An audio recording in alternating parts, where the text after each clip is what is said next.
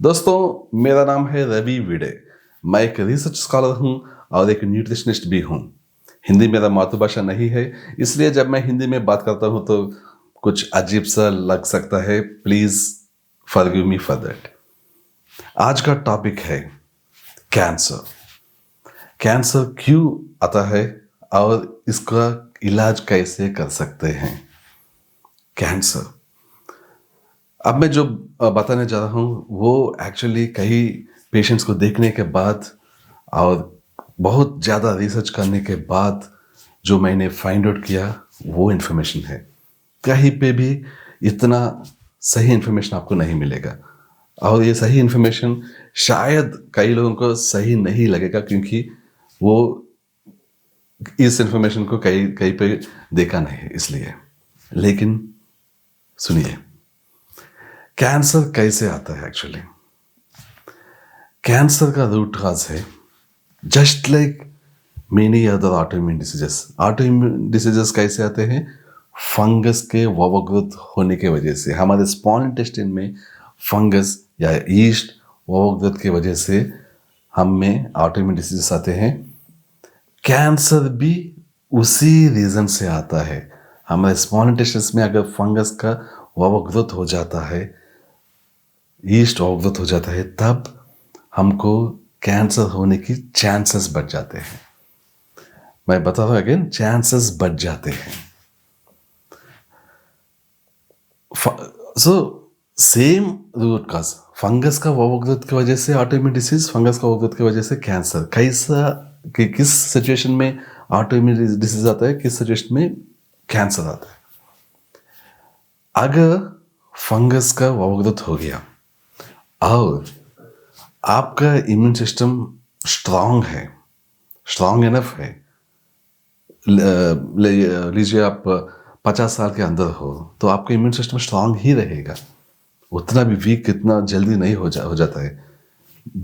जब लोग बूढ़े होते हैं तब लोग भी वीक हो जाते हैं, उनका इम्यून सिस्टम भी वीक हो जाते हैं। ऑन एन एवरेज अगर एक पर्सन कुछ स्ट्रांग है, एक्टिव है, तो उसका इम्यून सिस्टम भी स्ट्रांग और एक्टिव ही रहता है। सो आपका सिंपल इंडिकेशन, आप अगर एक्टिव है, नॉर्मल है, स्ट्रांग है, आप 30 या 40 ईयर्स के हैं और उस उम्र में कैसे आपको कितना एनर्जेटिक होना चाहिए उतना ही आप एनर्जेटिक है, तो आपका इम्यून सिस्टम भी उतना ही एनर्जेटिक, उतना ही स्ट्रांग रहता है। सो उस टाइम पे क्या होता है, आपका अगर फंगस है ज़्यादा तो ये जो फंगस है, जब इम्यून सिस्टम स्ट्रांग है तो क्या होता है, वो इम्यून सिस्टम को ये यूज़ करके जब ये फंगस अपना कंफर्ट के लिए कुछ बदलाव करना चाहते हैं आपके बॉडी में, तब ये जो इम्यून सिस्टम को इंस्ट्रक्शंस देती है, तब आपके बॉडी में ऑटो इम्यूनिटी आ जाता है। ऑटो इम्यूनिटी आने के बाद कुछ भी ऑटो इम्यून डिसीज आपको आने के चांसेस है, चाहे वो रूमेटॉइड आर्थराइटिस है या सोरियासिस है या कुछ भी ऑटो इम्यून डिसीज। लेकिन जब आपका बॉडी में इम्यून सिस्टम वीक है तब क्या होता है, तब ये फंगस आपके बॉडी में इनसाइड कई कई जगह पे ट्यूमर्स पैदा कर देते हैं। ट्यूमर्स स्टार्ट होने के चांसेस बढ़ा देती है। एक कंपैरिजन बताता हूं मैं आपको। सोरियासिस में क्या होता है एक्चुअली, जो हमारा स्किन में, सोचिए आपका सिर पे सोरियासिस है, वहां पे क्या होता है, जो स्किन सेल्स है, समझिए, सोचिए अगर एक महीने में इतना स्किन सेल्स पैदा होना चाहिए, सोरियासिस पेशेंट्स में क्या होता है, उतना स्किन सेल्स एक हफ्ते में पैदा हो जाते हैं और दूसरे हफ्ते में दुगना, तीसरे हफ्ते में, 4 हफ्ते में। सो क्या हो जाता है, जो एक महीने के बाद कितना स्किन सेल्स होना चाहिए उससे 4 टाइम्स ज़्यादा स्किन सेल्स पैदा हो जाते हैं। तब क्या होता है, लेस होके फ्लेकी सोरियासिस आपको दिखती है, वो डैंड्रफ जैसा होती है, वो बहुत गंदा दिखती है। ये चीज़ स्किन के बाहर हो रहा है क्योंकि फंगस की वजह से। सो जो स्किन सेल्स पैदा होना है वो ज़्यादा स्पीड में पैदा हो रहे हैं।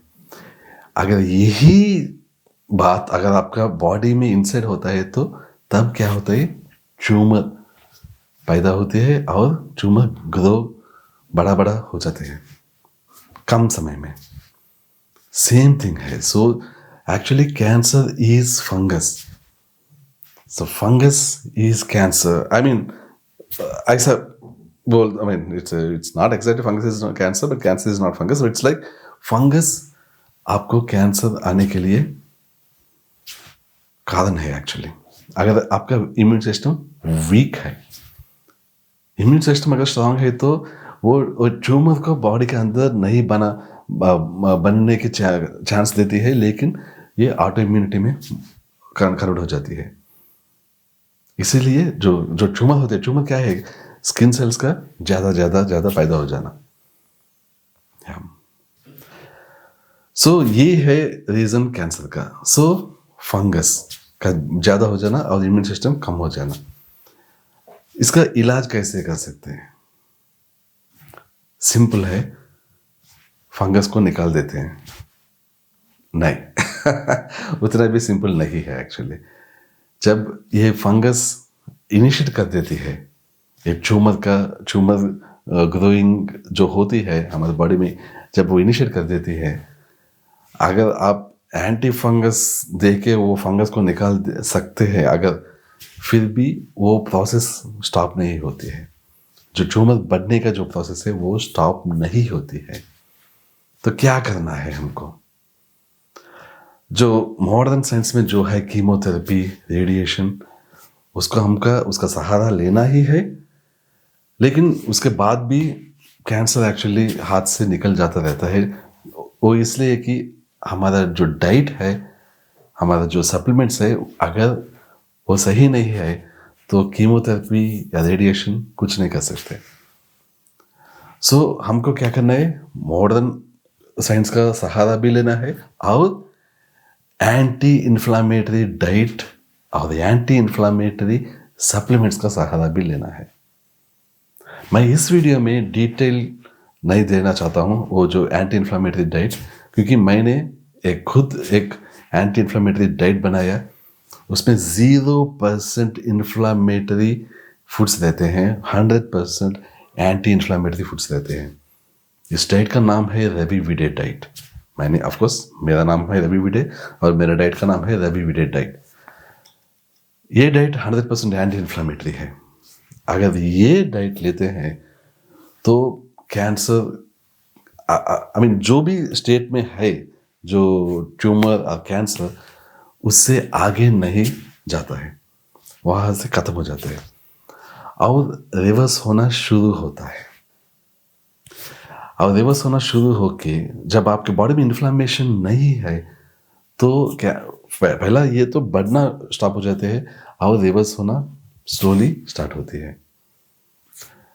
स्लोली आप कुछ महीनों के बाद कंप्लीटली रिवर्स होके 0 हो जाती है।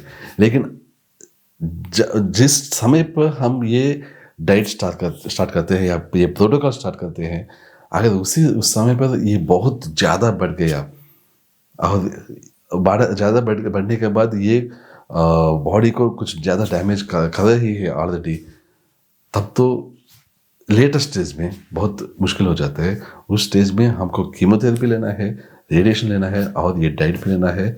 और ज़्यादा से ज़्यादा चांस रहती है ये कैंसर रिवर्स होने का। बहुत रेयर केसेस में ये और बहुत लेट स्टेज में कैंसर से बचना मुश्किल हो जाता है। लेकिन पहला स्टेजेस में और लेट स्टेजेस से कुछ पहले हम कैंसर को रिवर्स कर सकते हैं, ऐसा है।